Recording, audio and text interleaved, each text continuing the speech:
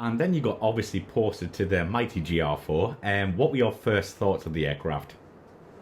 Incredible. I still remember that first ever sortie where I was flying with a chap called John Nixon. Lenny Nixon was the display pilot for that year, because at 15 obviously did the display, and sat in the back, and as you know, the afterburners were lit and we thundered down the runway, airborne, gear up. I just remember feeling under my mask I had this huge smile and looking over left and right and just seeing the air intakes either side of me as we sort of got faster and faster. And we took off on runway 23. We did what we call the Tain departure, which sort of took us all the way around sort of the back of Elgin, and then out and then into the range for a familiarisation visit, and just feeling this most incredible feeling as we're zipping along at 420 knots and speeding up to sort of 500 into the range, and a couple of 100 feet.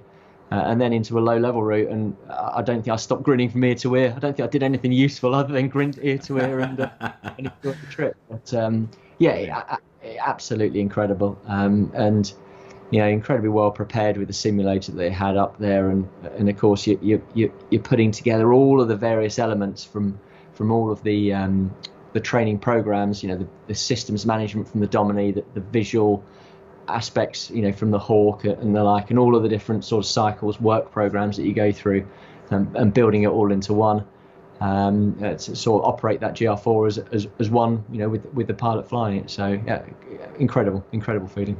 Yeah, what was the environment for a nav in the cockpit? In Tornado, it was surprisingly spacious. So we had a lot of space, within the aircraft. And especially compared to earlier, the Hawk and Tucano, a huge amount of it, of course, when you're at low level, was focused on lookout, radar management, and then as you went into your attack areas, obviously your weapons management, self-defense, equipment management, and the like. And of course, over the years, that sort of environment changed a lot, because we went from being a predominantly low level, dumb weapon aircraft, all the way through to the latest, where it was all very smart weapons, laser guided, GPS guided stuff, targeting pod work, all up at 15 to sort of 20,000 feet. So it was a huge shift in terms of our work patterns and what sort of things we needed to do. But very comfortable, spacious, like I said. It was genuinely a sort of joy to be in the cockpit, and old, outdated in some respects in terms of in terms of comparisons to some of the latest stuff. But the software was regularly updated. The weapon systems were obviously, a lot of them are brand new and state of the art, certainly in the later years of the GR4. So you ended up being able to keep up, with what else was going on around you. Of course, as soon as you move into Typhoon and F-35 and the later stuff, they're different worlds. They're incomparable. But at the time, we did the job that we needed to do, and we did it very well. And yeah, you mentioned then obviously the GR4 got upgraded as the years went by. But so, did you have to have ground school each time it got upgraded, or systems was getting upgraded? And if so, how long would that take you to get up to speed? It really depended. We used to get a software change every year, and when we say a software change, it was more like a small upgrade generally. So, but sometimes there'll be some really, really significant changes to how the weapon systems, say, were mechanized, or how the new information may be presented to you. And very often, and thankfully, the simulator was updated before the aircraft got updated. So we had the benefit of the month or so before the aircraft would get the new software update. We could go and try out all the new stuff and understand exactly what the differences were. And within that, the weapons instructors would be going through the changes, so we get regular briefs on how this new stuff was mechanized. There was also paperwork that everyone would take away and just read. So it never really caused any problems. But I think that was the amount of information and the fact that you could practice beforehand and look at the differences were great.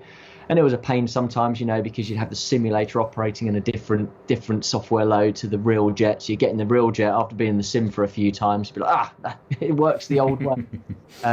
But again, never really caused any problems, and it just kind of came down to the bit of self-reading, and if there were any sort of challenging bits, a lot of the weapons instructors or the electronic warfare instructors or whatever on the squadron would be your first point of contact to talk to.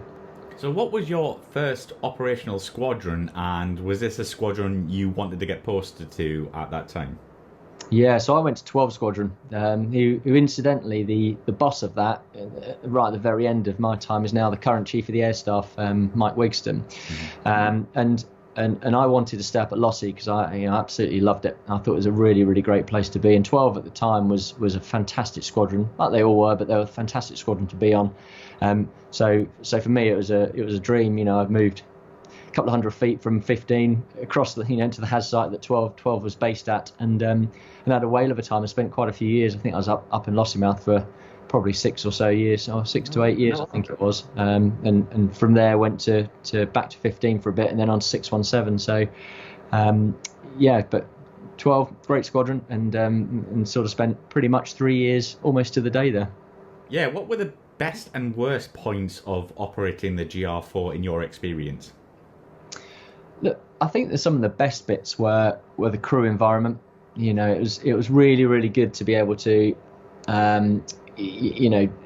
fly with someone. Obviously, as a navigator, it'd be pretty difficult to fly by yourself, but the ability operationally to be able to talk through some of the complexities of say, the rules of engagement, the legal aspects of what you may be doing, and be able to have someone that you're able to discuss that with in cockpit. The jet was very capable. It's old, but the weapon systems and the integration of the software was really good, and I think that combined meant the jet remained very, very potent strike platform right up until the very end. I suppose the challenges of operating the GR4 was that it was designed as a low-level bomber. It was never designed to be up at height, so packed full of fuel, packed full of munitions underneath and the like. It was never going to go particularly high, and you'd struggle to get above 25,000 feet in the desert, the heat of the desert when you're fully loaded, sort of thing. And of course, compared to things like a Typhoon or some of the later generation aircraft, things like the maneuverability were pretty poor. But again, for the role that we were doing, it didn't really matter, and we were able to accomplish everything that we sort of set out to do. And then you also did a QWI course. Tell us about that and how it came about. Yeah, so probably a pinnacle of where you could get to in terms of your flying side was the weapons course, and that was a 6-month course, again hosted back on 15 Squadrons, the conversion unit. And that was really an application process that you went through, an assessment of your flying ability, or your navigator ability, and then you were selected for the course, and along with I think there was 3 pilots, 3 navs on mine, and then went through that and popped out at the end as a qualified weapons instructor. Super challenging, the levels of knowledge and experience that you needed to sort of get successfully through the course were high. You needed to be a true expert in the tactical application of the platform, in all the weapon systems, in the software, and all of the nuances, complexities, to the point where you could explain almost anything to anybody else in your squadron. And of course, as you went back to the squadron, then you were that first point of contact for everyone to when new things came along. So it'd be new software or new weapons or an upgrade or something. You'd be the first person that the squadron members would come to, and everyone from the boss of the squadron down to the junior member sort of relied on you to get it right, and taking that then to the operational side, you give a lot of the briefs, read all of the documents first, and really try and get a good grip of it, so when the questions did flow, you'd be able to answer them, and if you couldn't, then you knew exactly where to find the answers. So was it equivalent to, I guess, the US Navy Top Gun course? To an extent, I'd say, yeah. To an extent, it's I suppose in terms of it being the pinnacle of professional achievement was getting onto the weapons instructor course. So similar.